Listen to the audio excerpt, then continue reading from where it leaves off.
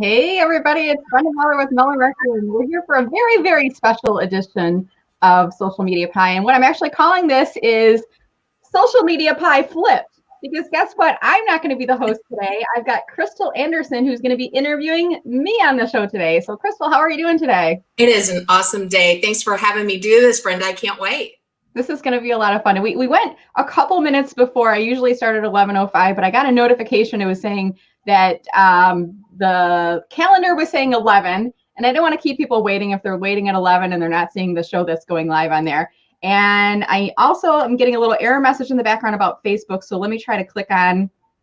It says it was not on Facebook. So I'm going to try to share it on my personal page on Facebook, Crystal, so that we're there.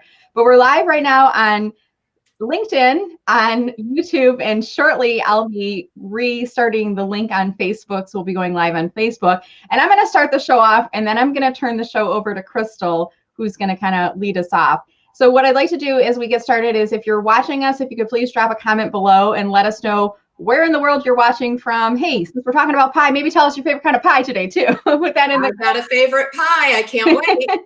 And while you guys are doing that, I'm making sure comments are working.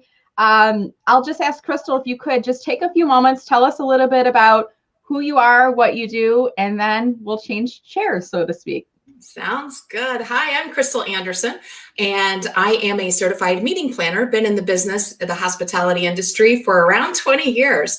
And as we all know, COVID has a hard hit on our industry.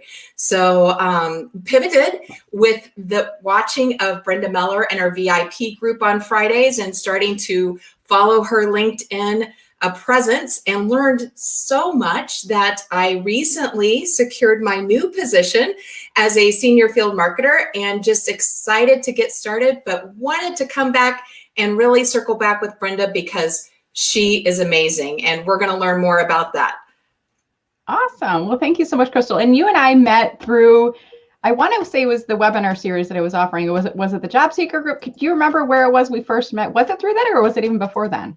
I think it was the webinar series. You had 4 posts coming around for job seekers who are unemployed, and it was such an amazing gift to be sharing with us. And so I jumped on that, and then followed up with your 30-minute one-on-one call, which was incredible. And then started following the VIP calls. So it's been good. That's awesome. Well, thank you so much. And you and I reached out, and you were talking about, you interviewed me for some, I think, a blog or something that you were writing, if I'm not mistaken. Is that right? I did. We had a one-on-one call, and I wrote that article, and it's amazing what you do. And I am all about learning about people's processes and how they handle their time, and trying not to be, overwhelmed with all the things we need to do. So I want to hear more from you about that. Awesome. Well, let's now change gears, if we will. And normally, you guys, I have a guest on, and I'll interview my guest, and I'll ask them questions. And when Crystal and I were talking, she was like, she wanted to ask me some more questions. And I said, are you doing anything with live video yet? And I don't think you were. And I said, well, how about I have you come on my show, and you can interview me. You can ask me anything you want. And that way, it's not just one person you benefiting from the answers. It's like, we can broadcast this to everyone, and it benefits Crystal because it's increasing her visibility, benefits people that are following me. And there might be some similar questions that other people are wondering too. And this is really, I'm calling this Social Media Pie Flipped, you guys, because normally it's me interviewing my guests, but now I'm going to turn it over to Crystal, and she's going to be the host for the remainder of the show, and I'll help to close this off today. So Crystal, if we had a microphone, I have a hairbrush, so I'm going to use my hairbrush instead. If I had a microphone, I would be transferring it to you right now, handing it over to you. Hey, we're taking it live from Erie, Colorado. Hey, everybody, thank you so much for jumping on this live LinkedIn stream. We are so happy that you're joining us. I hope that the questions that I'm asking Brenda are the questions you're wanting to ask. Brenda is a LinkedIn phenomenon. Did I just see recently that she hit 50,000 followers? 50. So I want to know, how in the world does she do it? Right? I mean, we are out here, we're learning from her. We understand that you need to post content. We need to create our network and grow our network. We need to engage and learn and post quality. So I want to understand more from this fantastic, she's on this side of me, fantastic lady, because guess what, everybody? She's getting ready to release a book. Oh my gosh, where in the world does she do this? 2 LinkedIn Lives a week, posting great content, and she wrote a book along with having a fabulous family. So let's get into asking her these great questions and what we can learn from her, how we can implement it and incorporate it into what we do. So Brenda, thank you so much for sharing this opportunity with me. I can't wait to find out all these fabulous answers. Absolutely. My pleasure being your guest today, Crystal. It's kind of fun for a change. And today, if we were to have pie, what would that pie slice be? Oh, for me, I've been hearing a lot about pecan pie and chocolate pecan pie and things like that. So I think that would be the slice that I would have to try, because it's just like that nutty goodness and everything. I haven't had a nut pie in a while. That is awesome. I know we see some people sharing their favorite pie with us. Recently on Facebook, my family chimed in, and being a Hoosier, I'm originally from Indiana. Yeah. We have to have Hoosier pie. What's Hoosier pie? What's that? It is like the other name for it is sugar cream pie. So it's like a creamy custard pie. It's amazing. And if you're from Indiana, give it a shout out, because we know that is one of the homegrown kind of pies we like. Awesome.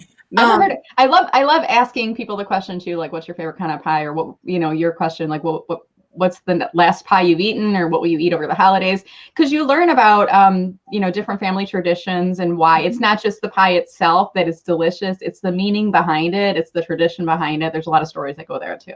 Absolutely. Absolutely. I'll give a shout out to Wix Pie. It's a frozen pie that you find in Indiana grocery stores, but it's still phenomenal. You can either make it from scratch or you can buy it in the store, and we love it. So Brenda, will you share with us, how do you approach your day when you're coming in? Because LinkedIn now is your work, your primary focus. What is it that you do to think through your day, and how do you schedule your time?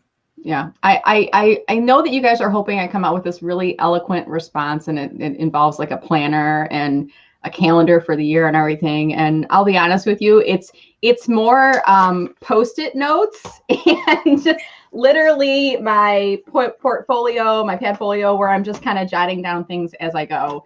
And then my calendar a little bit too, using Google Calendar to kind of block out interviews and appointments. And sometimes I put task work in there too. But I have to say, one of the things through this whole pandemic for me that's been really one of the keys for my success is I joined a accountability lab that meets every morning. I kid you not, at 6:30 in the morning. Like, we jump on the phone at 6:30 in the morning every weekday, Monday through Friday. And I first came on, I was like, this is crazy. Why are people getting up at 6:30 in the morning? But we get up, and I joined it, out of novelty. I just wanted to see, what it was all about. But we get on the call, and it's led by Jan Griffiths, and she has some openings for another group. So if you guys are interested, I'll drop the comment later on.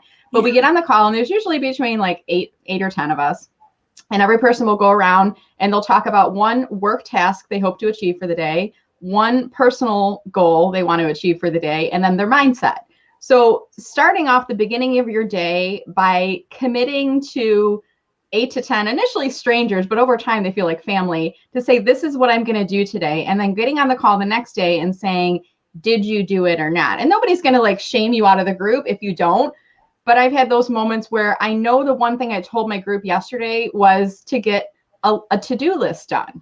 And I worked on it a little bit. Last night when I went to bed, I had my notebook next to my bed, and every time I thought of something, I jotted it down. Now I woke up this morning with a little bit of a headache, so I missed my call. So it would have been perfect for me to get on the call and say I did it this morning. But I think having you got to figure out the process that works best for you. I'm a Post-it note person. I've stopped fighting it. I've literally got Post-it notes all over my desk. If I go into this wider view, you can see like behind me. Yeah. This is like one of my course outlines. It's in Post-it notes. I like visually seeing things. So out of sight, out of mind for me. So I need to have them written down in a list or on a Post-it note. That helps me to kind of get through my focuses for the day. Interesting. As a meeting planner, my big thing when we were back in our cube lands, I would have a yearly erase board calendar. Yeah. And I would have to, post where our national events, the dates and the times that they would be hosted. So that way I could look at the year. I knew when I needed to start planning, when I needed to get the team engaged, and then, be able to see when it was accomplished and do the wrap up. So that was always very helpful for me when I was planning events over the course of a year. But when we talk about being so engaged with LinkedIn, and you come into your space each day, how do you determine the time, the amount of time that you're going to spend on engaging on LinkedIn? Is there do you just set a time limit, like 2 hours? I'm going to work on my content and I'm going to respond to posts and I'm going to make sure I'm engaging with people. Is it an 8-hour thing? I felt like when I was in my job seeker mode, I was babysitting LinkedIn. I was on it. I was following. I was responding. And it kind of became overwhelming and it took over everything I did. Right. Yeah. Yeah. I mean, it can be time consuming if you let it. But I mean, to be honest, Crystal, I'd rather have people be on your side, which is spending too much time on LinkedIn, than on the other side, which is neglecting it overall. So, I mean, for me, it's a much more fluid process. I do have, some friends, fellow LinkedIn trainers and coaches that are much more structured. Like they go on LinkedIn from 8 to 8:15 each day. And here's the 10 things they do within that 15-minute segment. For me, it's kind of like we all have the same 24 hours in the day. I don't get any more than you, Crystal. I mean, we get the same 24 hours. I don't get at 48 and clone myself and compress. Like we all get the same 24 hours. So I was even thinking about this morning as I got up and I'm having my cup of coffee and watching TV. You pull out your phone, and all of us do this. We pull out our phone. So what's the first thing you go on? Is it Instagram? Is it Facebook? Is it Twitter? Or is it LinkedIn? Like shift your activity to make LinkedIn the first thing that you do every day. That's one way that you make some more visibility. Because think about if you're picking up your phone and going on LinkedIn when you're drinking your morning coffee before your day gets started and it gets chaotic, so are other people. They're on LinkedIn at that same time that you're going on. So, from there, I mean, the first thing I do, the very first action I do when I go into LinkedIn is I go through my homepage feed.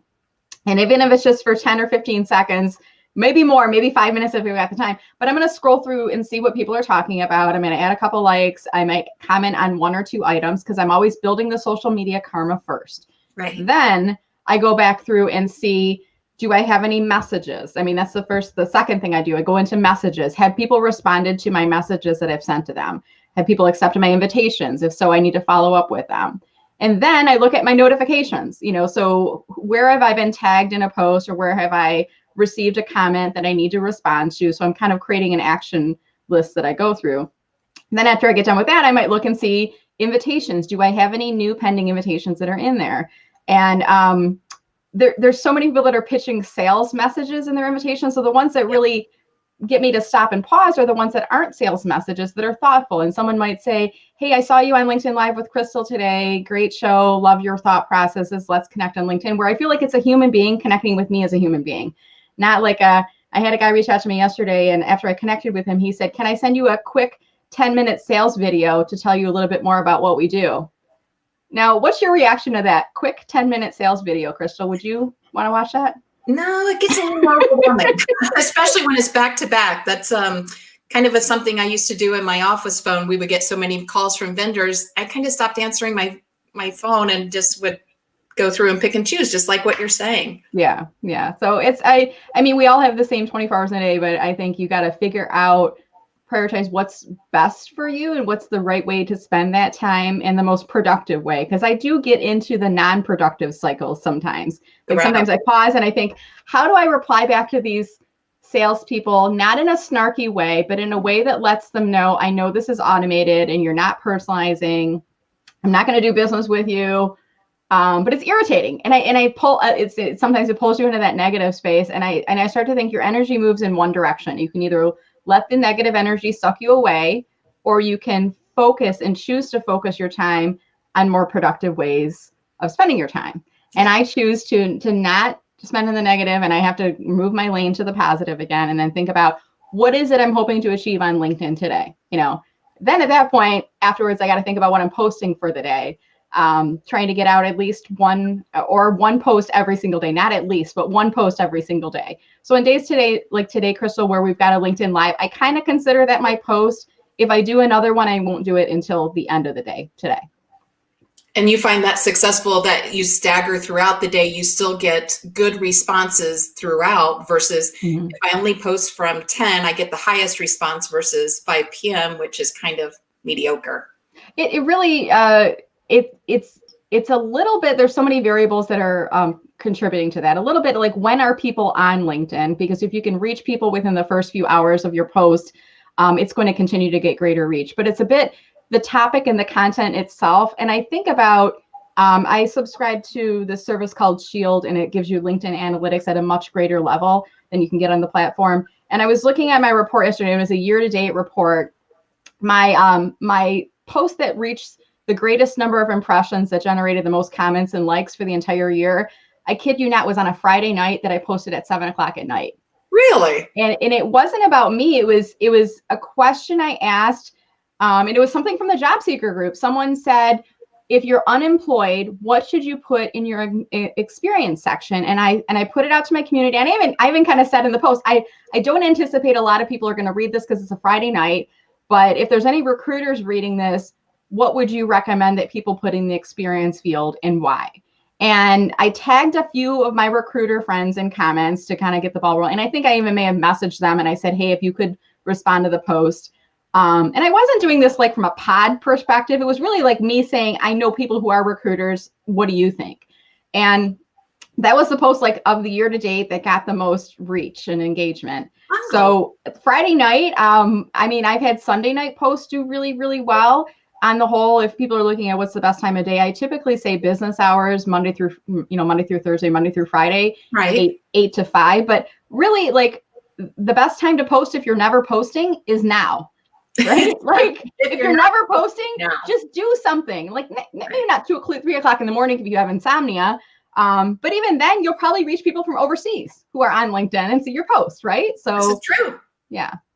It's interesting that one of the conversations we've had in our little side network that we use after we do our Brenda Meller Friday mornings, we talk about tracking our posts just to see our own analytics. And I think I've reached out to you and John Aspirian before about how do we do that? And this, if we're making progress and if we're posting the right content, because that's the hardest thing. One is starting the process, and two, what in the world are we going to share today? Because sometimes it just doesn't come naturally for a few of us. Yeah. How do you find that thing that you're going to post about that you think will resonate with your audience? For me, I think about, I'm talking to one person. I'm talking to Crystal. I'm not talking to 50,000 followers. And I'm thinking, like, what might be interesting to share? And sometimes it's literally, I don't know what I'm going to post that day. And I just go about, I don't stress about it. I'm like, something will come to me. I let the inspiration come to me. And I'll have an interaction with you and we'll be talking about something. And then I'll be like, oh, that's what I'm going to post about today.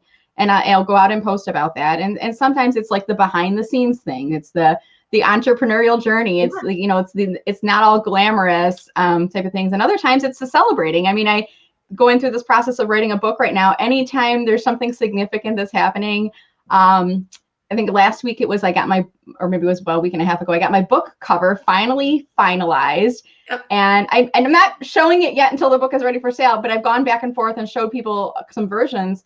So I took a picture of myself, and that's like genuine happiness in that picture. I mean, I took a bunch of selfies to get right angle and pose and stuff, but I was smiling, and I picked like the one that I thought was like, that got the essence of how I was feeling in that moment. And I called it nerve sighted, nervous and excited. Yeah. And I love that. When I chose it, it was like, my husband was in the basement doing his work. The kids were both online doing their school. So I couldn't run around the house going, my cover is done, my cover. And I'm like, I got to tell someone, oh, I'll post it on LinkedIn. And I grabbed a picture, and I posted it, and it got a lot of engagement. So it's like, think about the things that if you were, sitting in the office and, if Crystal was sitting right next to me, what would I want to go, hey, Crystal, I got to share something with you. Like when you think about posting on LinkedIn and say, hey, Crystal, I got to tell you about something, like, what would that be? That resonates better with my network. Now, I'm not going to turn to Crystal and go, Crystal, did you know that you can save time and money by implementing our XYZ processes? It's true. Like, I wouldn't say that to you. I didn't know that. Yeah. So I just think about conversational items, and I think about what's happening in my business life, in my business day. And sometimes, if you're trying to sell your products and services, think about people that are reaching out to you. What are those questions they're asking you? And instead of just responding to one person the next time, post about it on LinkedIn. And you don't have to say, Crystal asked me this. You can say, I'm frequently asked XYZ, and here's what I tell people. So I think those are perfect responses. So let's dive in a little bit to your book. When you have so much, such a large following on LinkedIn, and you're so engaged, where in the world did you find time to sit still in a very dedicated, quiet space and get these thoughts to paper? So this has been on my to-do list for like, I don't know how many years. So I'll start with that. And I gotta just give a little bit of a shout out. So I talk about this in my book too. So I talk about the journey to how I wrote the book. And it was like all these things kind of lined up. And I was invited to speak at a conference for the Rochester writers about a year ago. I think it was in October. And I was talking about LinkedIn for authors and publishers. I was like, okay, we'll talk about this, how to use it effectively. And there was a guy who was in the room at my session. His name was Don Staley. And I didn't know it at the time, but we were sitting out in the lobby afterwards. And I said, hey, you look familiar. I said, what did you think of the session? We got into small talk. And then I said, what are you here for? And he's like, well, I'm a publishing coach. And he has this book, How to Write a Book in 30 Days. And he wasn't like sitting around in the lobby waiting to, poach me and pitch his service. He was just having a cup of coffee. And I think I said hi to him. And I bought this book in October. And then November 1st of last year, I did what he told me to do in the book, which is commit at least 30 minutes to an hour every day to writing. And there's the November, what's it called? Nano Writer. I can't think, but it's like a National Writing Month where every day in the month of November, you commit to writing something. And by the end of the month, you'll have written a novel, 50,000 page book, whatever. So it's a similar type of approach. So I did the heavy lifting in November. And then I think I trailed off into December and actually got the first draft done. And it's taken me the better part of 2020 to get to, and I didn't do it. I wrote it ish in 30 days, but the publishing process took me a little bit longer. But I mean, to be honest, Crystal, it wasn't just writing it from scratch. It was getting the outline together and then figuring out, did I have a blog about this already? Have I posted about this already? And then identifying those places, filling in the blanks, and then writing what I needed to fill in the rest of it. So again, we all have the same 24 hours in a day. We all have the same 365 days in a year. If you want to get something done, you will find the time and make it happen. If you don't, it won't happen. So I wanted to get this done and I wanted to commit to this for so long. And I wrote little mantras like, I'm going to have a book done by December 30th, 31st. Hey, it's going to be 2020, not 2019 or 2018, but it's done. It's going to be done this year. Do you have a lot of late nights that you're up working? I mean, you get the kids done with dinner and it's 6 or 6:30. They're kind of getting ready for their bedtime ritual. And all of a sudden you're coming back into the office and you're getting those last either pages written or posts taken care of or setting up for the next day. Do you do a lot of late nights? I do, but it's by choice. And I'll be honest, I don't watch a whole lot of TV. When I was going for my grad degree a couple of years back, I kind of had to give it up because, I was working a full-time job and had the family then and everything. So something's got to give. So it was TV. I just stopped watching TV. And when you think about the same 24 hours in a day, how you spend your time, if you were to sit down and block it off and how do I spend my time in the day, there are pockets of time that you can choose to spend in different ways. And for me, it's like, I'll sit with my daughter watching TV time, before we put her to bed. So that's like an hour I'm on the computer right there. After I get her to bed, I might go on the computer for another hour or so. Some nights I'm too tired. I put the computer down and then I'll veg out. I might watch an hour or so of Netflix at the end of the night. That's kind of it. But it's a choice. It's not like, I remember when I was working a corporate job and feeling like I had to prove something to get more work done, to get more emails out, to get more projects done. And even showing like, oh, I was on email at midnight, that's a big deal. Like now it's not, I'm not doing it for anybody else. I'm doing it to give myself a running start in my business for the next day or to fulfill the commitments I've made to myself, my clients, the people I'm working with. So it's a choice now. And that's something else that your audience needs to know. You also run a marketing business and you have clients that you're dealing with on a day-to-day basis that, you're scheduling in between all of these other commitments that you're giving your time, which is just such an amazing and wonderful thing for job seekers, is the information you impart on the LinkedIn network, the social network. It's unbelievable. It's incredibly powerful. How did you decide that you found that was your passion? You're talking about on LinkedIn or helping job seekers, or? Yes, LinkedIn and helping job seekers, because that's been your focus, obviously through COVID, Yeah. because we've all been here with you.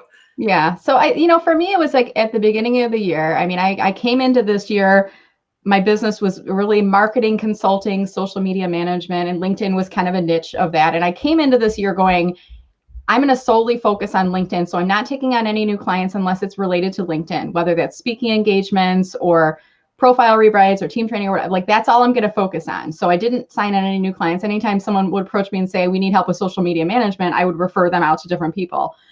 So coming into the year, I was like, 2020 is the year for LinkedIn, you guys. And we all heard like the rumblings. And remember back this time of year, December, like this virus that was starting to come up, but we're like, oh, it's never going to come over here. Right. And January, coming into February, I think we started to kind of look around and be like, this is feeling a little bit real now. The government's talking about it. And then coming into March, it was like very eerie. We started going to meetings and events and we weren't shaking hands anymore. And it reminded me of the last time, was it the swine flu or something? We were using those hand sanitizer things everywhere we were going. Yeah. And it felt like that. And then it was like, all of a sudden, it was like literally overnight, it went from like normal to not normal. We were all home. And middle of March was when, I think like that third, fourth week was when all the cancellations started coming in for me. Team training, the conferences, and it was a slow process. And then some of my clients started pausing their social media management as well. And understandably, because their business was taking a big hit, they couldn't afford marketing. And I'm like, I totally get it. Okay, so what do I need to do to make sure that I'm staying relevant and keeping my business going while this is all going on? And how can I help? Like that was the focus for me, because I saw people losing their jobs, not because they weren't performing well, not because they weren't respected by the organization, but because the organization was trying to survive.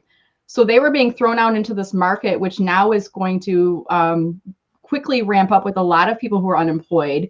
And they were really just thrown out there with no plan and with no path. So I'm like, well, maybe I can help them use LinkedIn. So I created this LinkedIn for Job Seekers webinar series initially to address that group, really with no plan. I think back in March, Crystal, we weren't thinking this was going to be through December. We're like, this will be 6 weeks, maybe we'll be back. But I was like, I'm going to do this. And I committed to one weekly webinar. And then I ended up rolling it out to a 4-part webinar series. And then I started ramping up the LinkedIn Live. I'm like, well, if I'm not going to be getting any new business, I want to let me use what I have to help shine the spotlight on others. So I started interviewing 5 people a week on LinkedIn Live and shining the spotlight on them and giving them visibility. And I'm like, it'll come back around, because I'm a big believer in karma. Whatever you put out to the universe will come back to you. And I'm not worried about it. If I can use my gifts, talents, resources to help other people, if that can help a job seeker to land in a new position, I know 6 months, a year, 3 years, 5 years from now, they're going to remember that Brenda Muller person helped them. And when somebody says, who should we book for our corporate training, or who should we book for our conference, they're going to say, you got to book her. So it'll come back to me. And I'm not looking at it a week from now. I mean, I'm looking at it as a longer term. And even if they don't, at least I've done something better to help people feel empowered and not helpless during this time. Right. So that's kind of been the goal for me. I know you've empowered me, because here we are today. So Brenda, you always have such an amazing smile and a positive outlook and such great energy. What does a bad day look like to you? I'll share mine. And it happened last week. I was doing a conference call with my new group, and a girlfriend recommended a new hair tool, because you can see I do curls, and these are fake curls. Yeah. And I used this new curling iron. I ended up looking like I had Margaret Thatcher hair. It was a bad day. There was no camera on whatsoever. I had this, it was bad. And then I spilled creamer in the kitchen. I mean, it was just things after another. It was a rough start to the day. So what does a rough start, a challenging day look like to you? So this morning was a rough start to my day. I mean, I'm blessed to have a family. I love, we've got a good roof over our head and all those other good things. We've got our health, all those other good things. So, but my daughter woke up in the middle of the night because she was having a bad dream. And I told her, she's 9 now. So I said, if you're having a bad dream, don't wake me up. You can come and lay on the floor in my room. And she's done this for, a few times. So she woke up and it was probably a little before 5 o'clock in the morning. And she came in our room and laid down, and she woke my husband up, and he was kind of like, what are you doing in here? And she went back to sleep. And then I started feeling like I was having a migraine waking up, and it just threw the morning off a little bit. And they were bickering when they got up. He was upset because she woke up, and it was just like we already got into the bad vibe part of the day before the day even got started. But I think every day has its roller coaster of what's happening. There's the positive, there's the negative. Hopefully things balance out, by the end of the day. And sometimes when those things happen, Crystal, with like the curling iron's broken, the coffee spills, and I'm like, okay, the universe is trying to tell me something. I need to not be doing this right now. And it's like when you have those times where this happened to me a while back, I spilled water on my laptop. Oh, no. And the keys stopped, the keyboard stopped working. Like I couldn't type any keys anymore. And I'm like, all right, well, I was thinking about getting a new laptop. It was running slower anyways. I guess I got to get a new laptop. And it threw everything off for about a week because the process of getting everything set up and reloading your software and finding your file. I mean, it was just like a bad domino effect that happened. But you got to look at every situation like that. Okay, I'm blessed to have a situation where I can afford to go get a new laptop. I'm blessed to be in a business where I can work from home. And I can stop in the middle of the day and go to Micro Center and buy a new laptop and bring my son with me because he's skilled in technology and he knows what to look for. So it's like, I think every negative situation gives you an opportunity to reflect. I don't know what the expression is. You can't control what happens to you, but you can control your reaction to those situations. Right. So sometimes it's in the midst of the craziness and the chaos. Just hug your kids, right? And just get a new cup of coffee, throw the curling iron out. You didn't like it anyway. Right. You want to just roll with it. Yeah. I thank you so much for sharing that, because I know a lot of your viewers and those that are seeking jobs right now, that emotional roller coaster of when you apply, when you're networking, you're not getting the responses you're looking for, or you're anticipating. And it's that huge up and down. And you're absolutely right. We need to take a breath. There's a reason we're here. It doesn't rain forever. It will pick up and the sun will shine, and your next opportunity is going to be greater than your last. Mm-hmm. And so we just need to kind of keep that mindset every day we come back, and tuning into you for your webinars and for your LinkedIn lives, and you're watching your engagement. It's that positivity that helps you pick those pieces up and keep going and keep trying.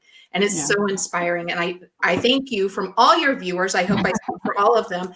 Thank you. Thank you. Thank you for doing this for us and giving us this opportunity to engage, to learn how to engage, and to be more productive at it and be more successful at it.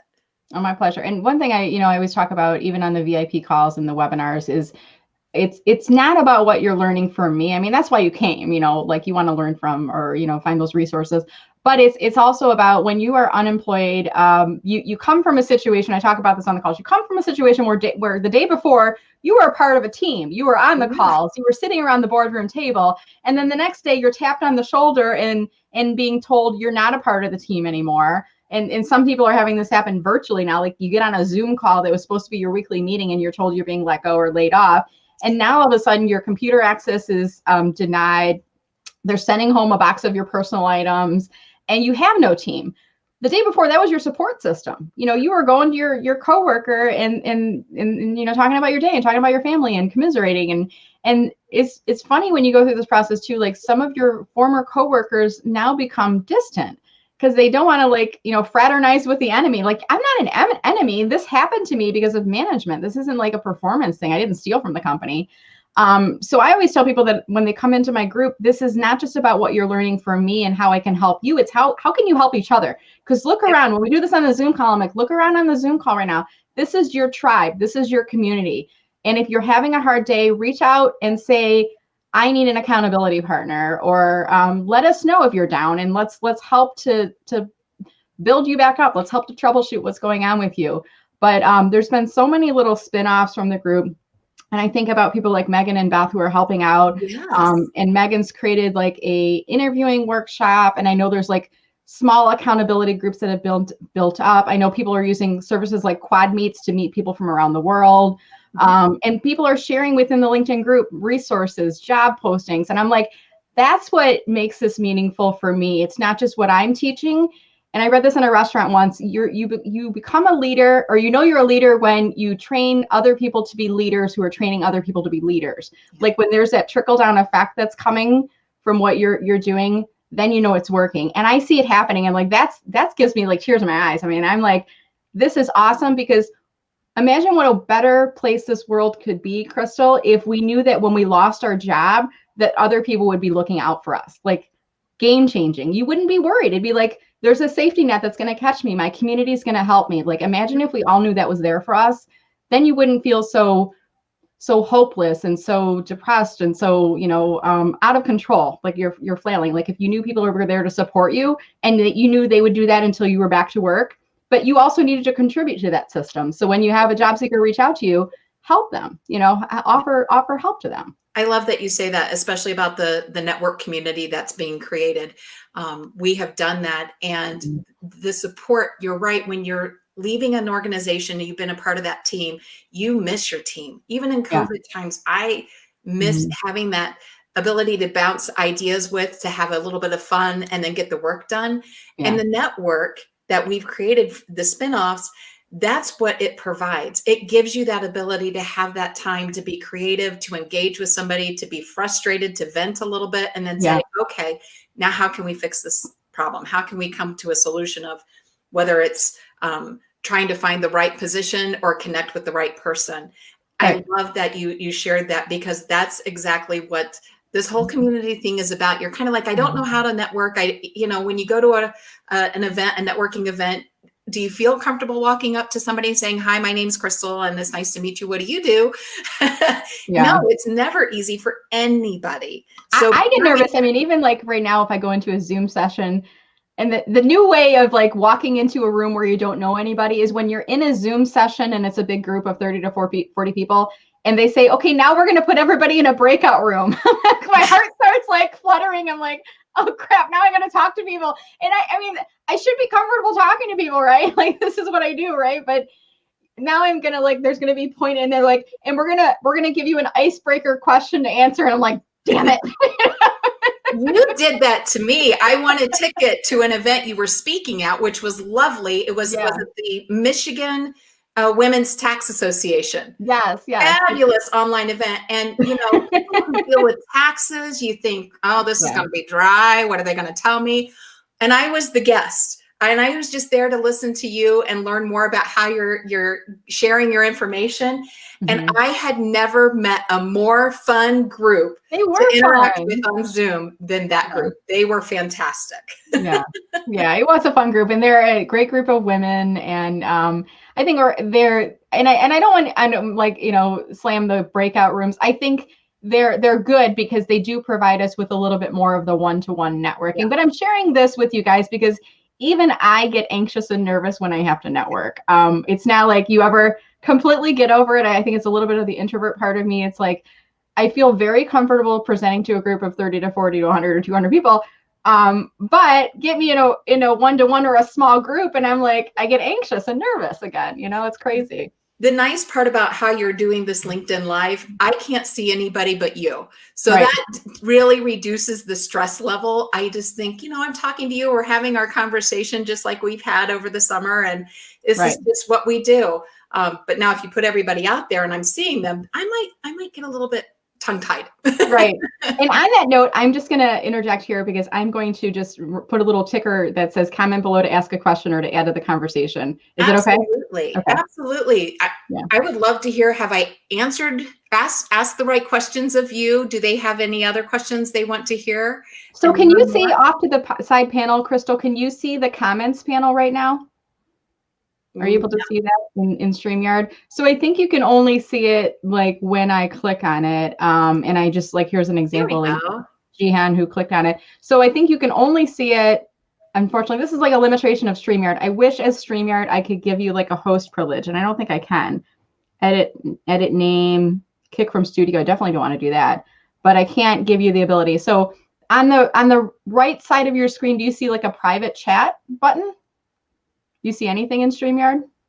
I see a private chat. Yes. Okay, so you can see if I private chat you, but you can't see the comments from people that are coming in. Correct. So my little workaround on that is you would have to open up LinkedIn in another window, and then you could see the comments that people are leaving. And if there's something you wanted to bring into the conversation, we could do that. Someone, I don't know who this person is. I look forward to breakout rooms. There's a value to them. I like it because it is a little bit more in-person networking. I hear what you're saying there. It's just when Crystal was talking about going to networking events, they remind me of breakout rooms. You know, like you walk into the room, you got to you can't not say hi to people. You got to figure out who am I going to say hi to first and how do I engage in this conversation, you know? Exactly. And I'm trying to pull up the LinkedIn, but I am not there yet, so I cannot see the comments. I did see one of your previous guests, G. She commented. She's out there watching us. Yeah, so if it's okay, I'll just navigate to a couple of the comments we've got, and I'll pull this up a little bit larger here too. Oh, here we go. Got Russ John's watching us on YouTube. I'm thinking of the symbol, trying to kind of talk to it. And let's see here. Why is posting and tagging so important? A question coming in from Nancy. So is it okay if I take that, Crystal? Sure. I'm literally letting you guys, I'm letting Crystal host. So I'm giving her full, and if I could, I would give her post or the comment review privileges, but I don't think I can. So why is posting and tagging so important, Nancy? Because you can be on LinkedIn and you can quickly fade into the background and people can forget who you are. When you post on LinkedIn, it helps to bring you into the homepage feed again. And why is tagging important? Tagging is important because if you were, Nancy, if you were to take a picture right now, and you could take a picture right now and you could post it on LinkedIn and you could say, watched a great LinkedIn live interview led by Crystal, great job, where she was interviewing Brenda and asking about XYZ, whatever. If you posted that on LinkedIn, but you didn't tag Crystal, there's a good chance Crystal wouldn't know that you talked about her. And she would miss the opportunity to say, thanks for watching today, Nancy. You know, what did you learn by watching the show? So there's a missed opportunity for conversation. When you do tag, make sure that you don't spam tag people. And I think you know what I'm talking about, Crystal, spam tagging, when people are like, they post some inspirational message. It's like my favorite is the video of the goats and they're dancing to staying alive. You know, they're like walking down the street and then they tag like 30 people in either the post or in the comment, and the post has nothing to do with the person. They're just trying to like jump on the coattails of them. So you want to tag strategically, Nancy, because that helps to extend the reach of your post. And if the post is relevant to that person that you're tagging, then you're creating greater levels of engagement with your connections. But we do like to tag our friends sometimes that once we've created in the network, because that helps, again, as Brenda was saying, get your posts seen by more people, and that will help you grow your network. Absolutely. Yeah. Yeah. So this is another question from Jessica. Oh, Jessica. Do you know Jessica? I know Jessica. Hi, Jessica. She's based in Florida. Oh, okay. Very cool. So she's saying, are you seeing a change in hiring trends? Has recruiting picked up in most organizations? So I want to address what's happening right now this time of year. Everybody's getting into this mindset of nobody is hiring. The job market is slowing down because of the holidays, right? Crystal, you just found a job not too long ago. When did you find your job? My first start date was November 2nd. Yeah. And FYI, last night I posted Flexential does have several openings. So please go out there and check. I work for Flexential, and we're looking for a couple of team members for marketing along with engineering. So please check out the website. We're hiring. Yeah. So companies are still hiring, Jessica. And even this time of year, companies are still going to be recruiting and interviewing people throughout the holidays. So the first time I was in career transition, not by choice, was, probably it was before I got married. So I think it was 2001, 2002, somewhere around that. But it was the day before Thanksgiving I was let go. So I was unemployed over the holidays looking for a job.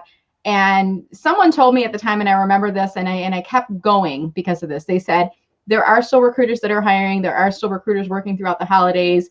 The competition is much lower because there's a lot of job seekers who take off a few weeks because of the holidays and spending time with their family. And they think, well, I'll restart again in January. So there's fewer candidates out there who are looking.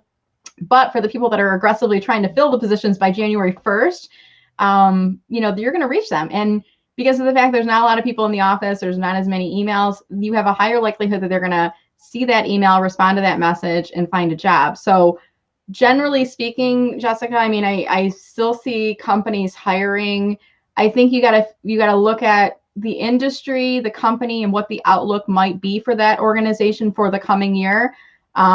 Because this pandemic has definitely affected the economy, but there are companies that are picking up right now because of the pandemic and the side effects of everything that's being caused by the economic changes. So think about finding positions and targeting companies that are continuing to thrive despite the pandemic, and look and see if they're hiring, because there's still a lot of jobs out there, and there's still a market out there right now. All right, Crystal. So it's about 11:48 right now. Any final questions from you before we start to move into closing here? Let's ask, what is the official hands in for the book? I will know more on Thursday. What is today? Is today Wednesday? I think it's Wednesday, right? So when you don't know the day of the week, guys, this is what I do. This is my hack. Call it Tuesday, because you can't go wrong with that. I think it's Wednesday. So tomorrow morning, I have a call with my coach. The last conversation we had was that it would be about 13 business days from the time we sent it to the local printer until the time that the book arrived. I'm hoping to launch my pre-sale this week, get my Amazon author page up and everything, and then I'll start taking sales. So that way, when the books land in hand, I may have some local delivery that I can, get it to you guys faster. But I also, by end of December is the target. I'm hoping it's before Christmas, but I can't guarantee because we're already at December 2nd.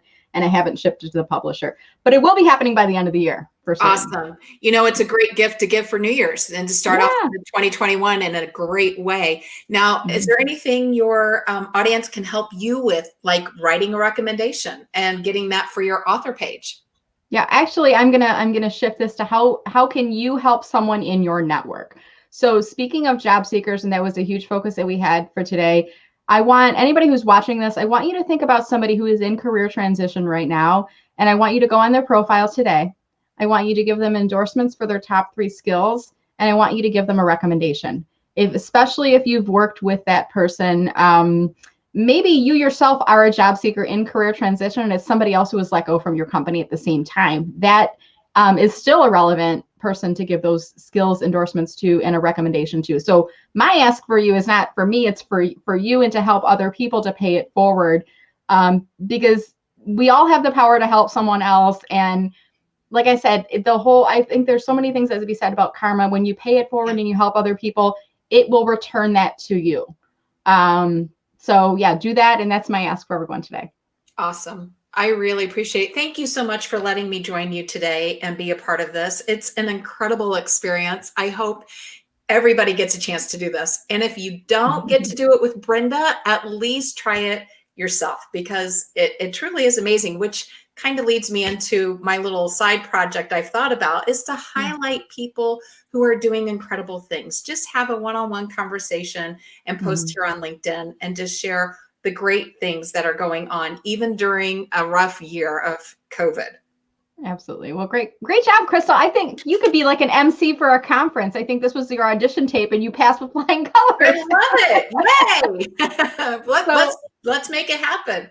There you go. So awesome. So I want to pull up on screen. I think I've got your LinkedIn URL, and let me pull you up in the background here. And then I'm going to pull up your LinkedIn, and I'm just going to do my regular closing for this, guys, which is I normally will ask my guests, are you open to accepting invitations from people who might be watching the show here today? So Crystal, would you be open, if people are watching today, to accepting their invitations? Connect with me. I love it. I love getting to know people, and I love being a connector. So if you connect with me and you're looking for a particular introduction, if you're looking for a particular job, I love to help. So please, please, please reach out and let me connect you with my network. Awesome. So there's Crystal's profile. So when you visit it, this is my view. So when you visit it, the message button will say connect. And then when you click on that connect button, make sure you include a personal note. Tell Crystal that you saw her on the show here today and invite her to connect with you. And I want to thank everybody for watching today. We saw a lot of comments that are coming in. Wendy, when can you share where we can access the job seeker webinars? I will post later on today with a reminder about that. I am relaunching the series right now, and I'm offering both courses as well as live webinars. So see, she's staying busy. I was up late last night, Crystal, working on I'm starting to convert over to Kajabi, and it was by recommendation of Mark Struczewski, Struczewski. And I'm starting to get pipelines and things like that built up to automate some of my services because I can't continue to do it all on my own. But I will be launching a 30-minute free LinkedIn for Job Seekers webinar later on this week, and then some additional information about the longer length webinars as well as courses. I'll be putting them in my post later on today. So watch out for that. All right, awesome, Crystal. Well, thank you so much. So as we close off the conversation here today, guys, I want to just put a couple of quick reminders on screen. I always do this at the end. One is after you are done watching the video today, go back in. And if you go into the Brenda Meller's activity feed, you can click and you can see the post in there, and then there'll be a share link. So share it as your LinkedIn post. If you've not yet posted, that counts as your post for today. Tag Crystal in your post when you share it, and tell us something that you learned from watching the video here today. That's a good way of getting the word out, helping other people really, see the show and hear the conversations. And then if you want to be notified about my future, I should say, LinkedIn Live interviews, if you can go to mellermarketing.com/subscribe. If you're interested in the job seeker webinars or anything else, I include a weekly email with a recap of those things that are coming up. And I think that's it for us today, Crystal. So thank you so much, and delightful conversation. This was so much fun today. I love that we finally put this together. It happened. Yeah, this is great. This is maybe this will be something I do in the future as well, Crystal. So maybe think about if there's other people that you think would like to do this. So the social media pie flipped was the theme here today. I'll ask you for nominations too. Like who else might be that person? Yeah. Awesome. All right, guys. Thanks again for watching. Stay safe and stay healthy, everyone, and have a wonderful rest of the week. And thanks again, Crystal. Bye. Thank you.